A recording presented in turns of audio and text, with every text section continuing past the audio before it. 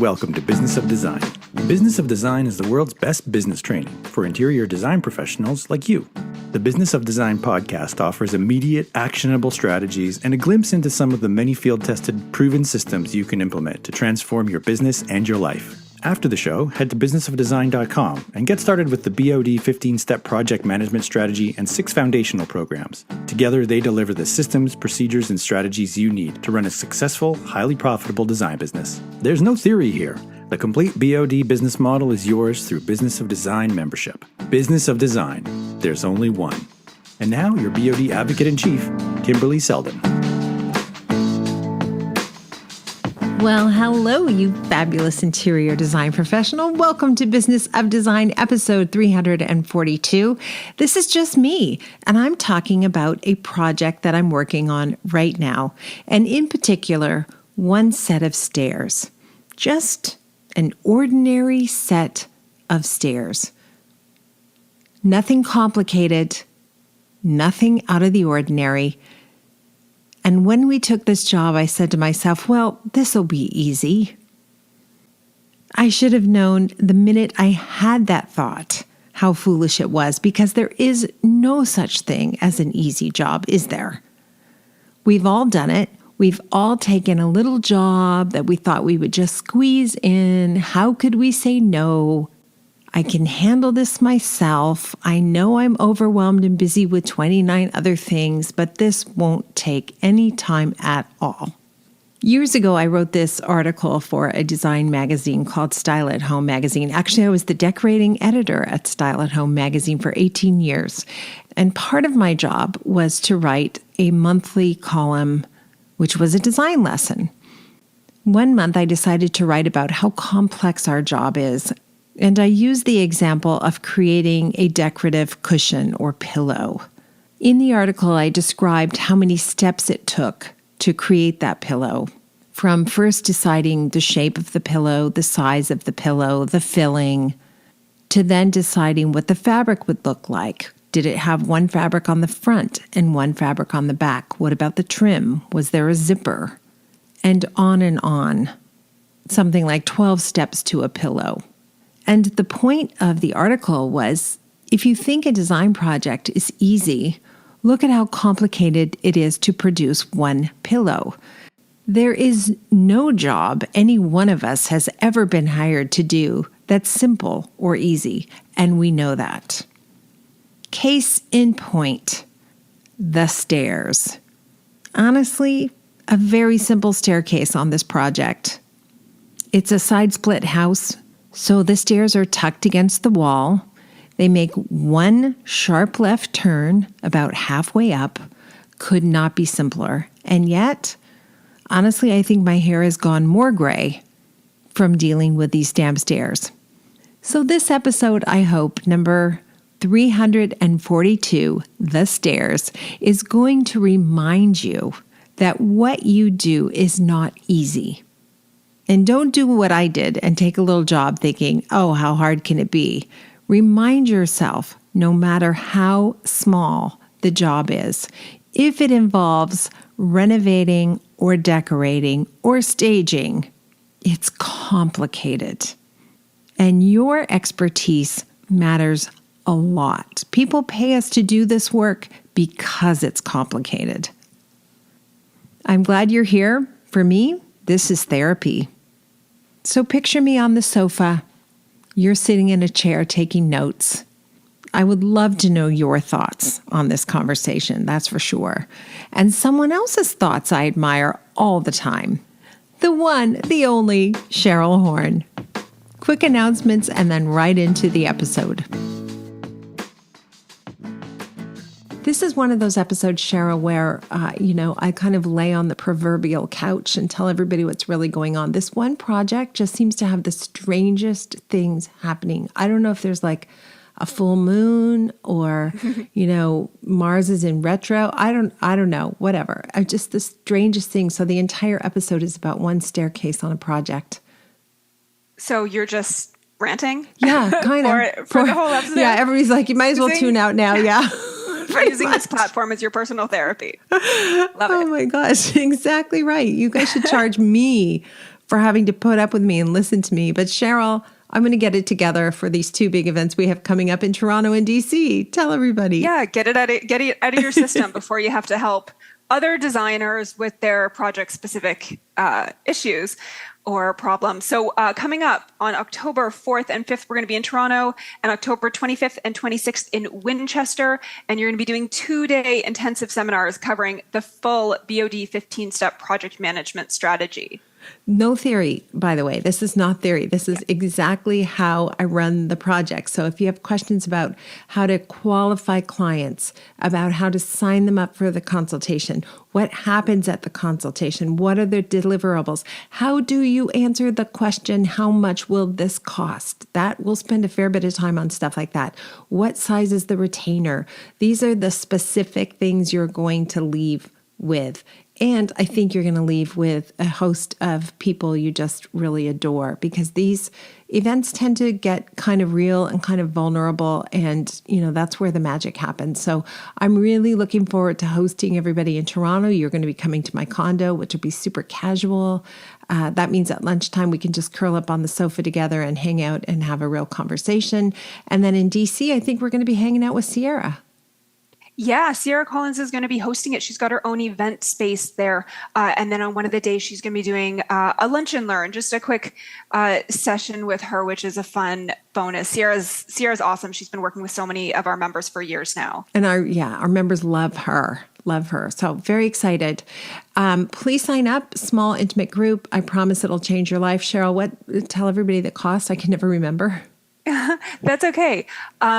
The regular price is $21.95. Members are going to save $200, and it's 9 to 5 on both days. They're Wednesday and Thursday, both weeks.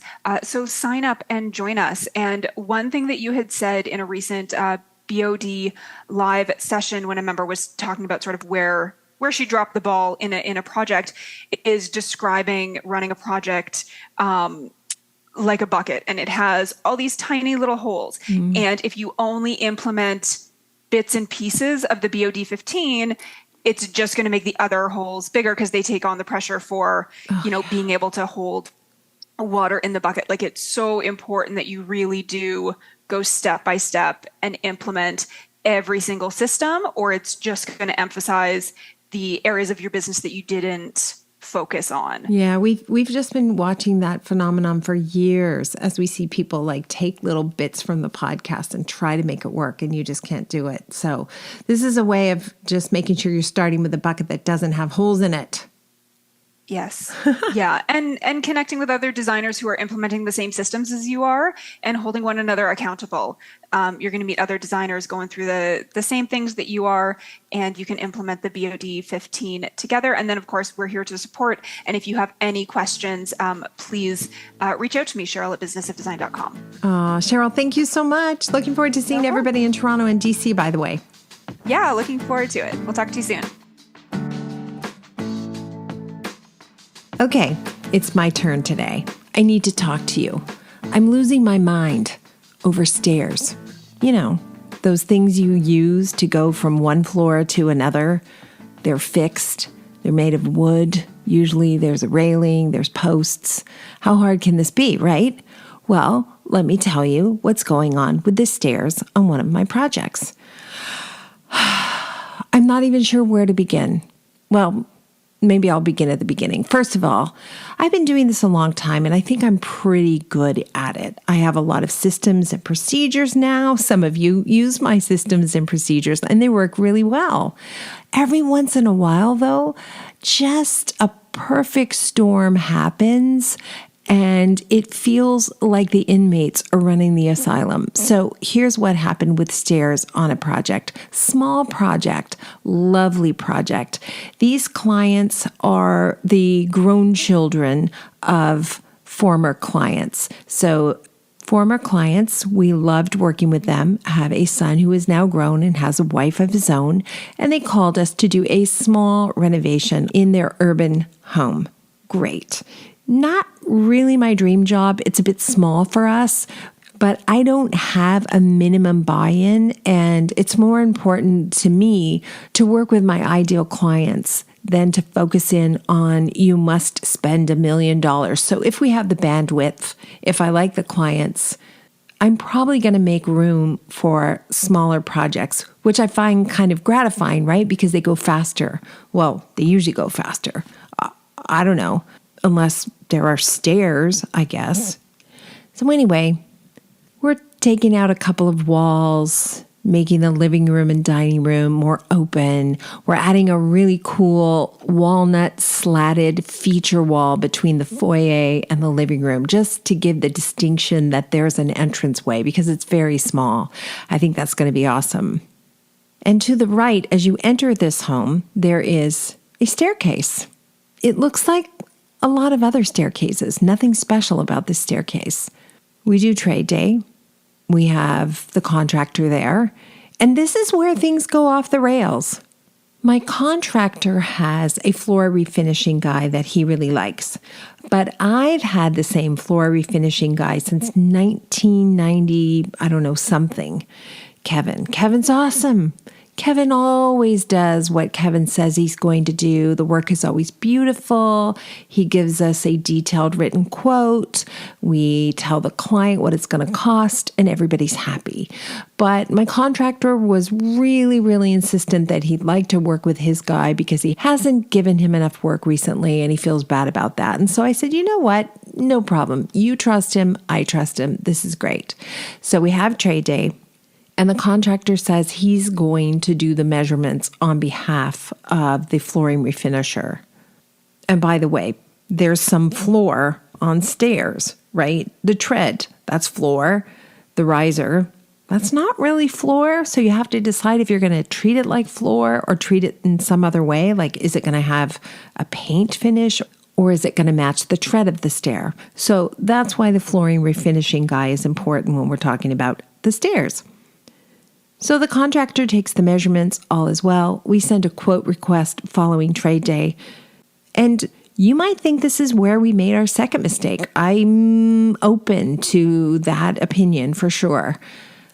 On the quote request, it says, remove all existing flooring, replace with the new flooring, which then has to be sanded and stained. And it includes the treads of the staircase. The quote request also says, stain and refinish staircase. Are you trying to guess what happened? Yeah, we get a quote back. We tell the client what the price is. They say yes, and the work is underway. We go on site for a standardized site meeting to check things out. And the senior designer on the project calls me and says, the floor looks great, but for some reason, the handrail and the posts have not been restained. I say, okay, well, that seems weird because I would think you maybe would do those before you do the floor, but who knows? What do I know? Maybe he's saving them to do them afterwards because they're finicky. And we move on to other agenda items. 4 or 5 days go by. We're back to do another site check, and sure enough, the handrail and the balustrade and the balusters, I think that's what you call a post, right? I can't even think right now. They have not yet been stained. So we give a call to the contractor. He says, let me find out what's going on. He goes, oh, yeah. Mike says he didn't quote to do that portion of the work. And we're like, what? It says remove the flooring, reinstall, stain everything, and stain and refinish the staircase. Stain and refinish, meaning the handrail's not being removed, it's being refinished. What part did you think was being refinished? And here we go down this rabbit hole where everybody's kind of pointing fingers. And I think to myself, why didn't I just use Kevin? Kevin is just never, ever going to do that to us. All right, not a big deal. It's just a day in the life, right? This happens to us all the time. We got this. We work it out. We talk to the contractor. We come up with a way that we're going to solve this together. And we've been working together a long time. And I think, okay, I'm going to take half responsibility for this. He's going to take half responsibility. We're going to get it solved. But no, we don't get it solved. The next we hear from the refinisher is that the posts cannot be stripped and restained. They're too thin. So now they need to be painted. Okay, Had I had the refinisher on site at trade day, he might have been able to tell us that in advance. We'd have had a paint color ready to go and we wouldn't have to bother the clients. Not happy about it, but it's not the end of the world. And he goes on to say, but no problem, I'm going to sand and refinish the handrail. Great. It's going to be awesome. Can't wait. We go back to the client and we explain that the posts are too thin. The veneer on the posts are too thin, so we're going to paint it. They say, no problem. Do you think it'll look good? I say it's going to be beautiful. It'll be brighter. It'll be fresher. It's a great choice. But between me and you, I would have rather brought them that at the beginning and proposed that at the beginning rather than having to fix it after the fact. You know what I mean? I know you do. I know you get me. So we're making progress. I'm super happy about that. A few days later, which is like yesterday, I get a call. I'm on the job site. I want to FaceTime you. So I'm like, okay, this is unusual. This is my senior project manager. What's going on? I see that she's standing near the staircase, but I don't imagine this is about the staircase. On this point, I would be wrong. It is about the staircase. In fact, it's about the handrail. The handrail has been restained. It's beautiful. However, only the top of it has been restained. Underneath, the bottom portion of the handrail, where it meets each of the individual posts, has been painted, but not the color of the posts. It's been painted a dull brown to sort of blend in with the stained wood on top of the railing. I'm completely gobsmacked. Are you kidding me? The thing about a staircase and a handrail is you don't really see it at the bottom of the stairs, right? Where the balustrade is, unless you're super short, unless you're a toddler and you're looking up. But as the stairs ascend and you walk down the hall, you completely see underneath the handrail. I mean, what is happening here? So then we have to go another round talking about the underside of the handrail. And the service provider in this case said that our quote request just said to stain the handrail. It didn't say anything about underneath the handrail. To which I said, well, you don't want to know what I said. It's not polite. I phoned the contractor. I said, this is on you. I'm done talking to this guy. Strip it, restain it, do it right. No discussion. Not even listening to another word about the handrail. It's all going to be fine. It's all going to be fine. It's going to be taken care of. My contractor apologized. I said, you know, maybe there's a reason you haven't been giving this guy work. When I hire a trade to do anything on a job site, we both know, that tradesperson and me, we both know that that trade knows more about what happens next or what needs to be done than I do. I have no idea how complicated it is to strip a floor and stain a floor. It looks hard. I don't want to know. That's not what I do. But I do want to be able to trust the people I hire to do those things without interruption. And that had me thinking about my A-team. If you're lucky enough to have one trade or two trades who do more than just the bare minimum, who seem committed to quality work, to building a relationship, to representing your brand in front of your client, you got to hang on to those people. They are worth their weight in gold. Interior design professionals ask me all the time, how can I get an A-team?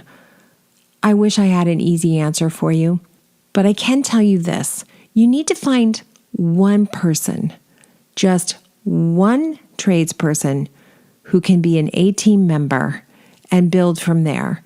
Because I found my first person happened to be my painter, and it was in 1991, believe it or not. And from there, he brought me a wallpaper person. And the wallpaper person introduced me to an electrician, and the electrician had a brother-in-law who was a plumber, and so on and so forth.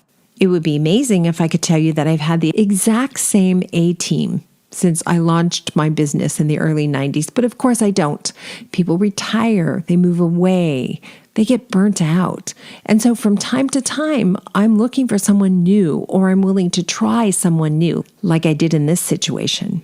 Sometimes I'm pleasantly surprised and I end up with an amazing plumber or floor refinisher.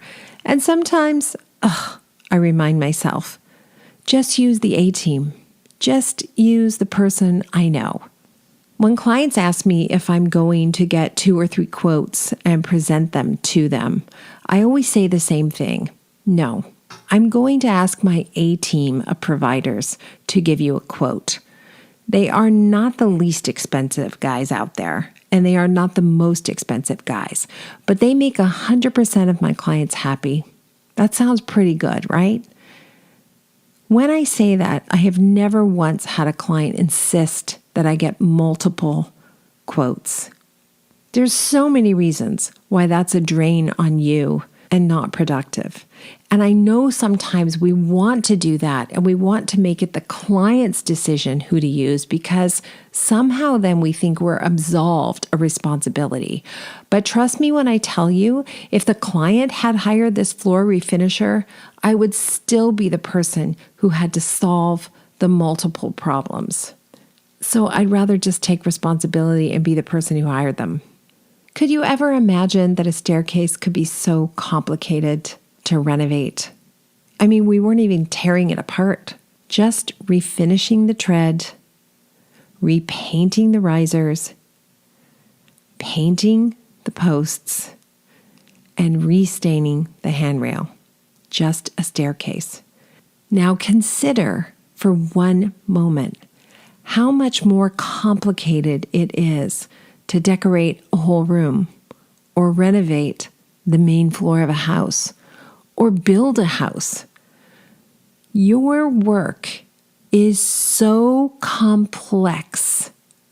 It requires tremendous focus, incredible powers of organization, hard work, and perseverance.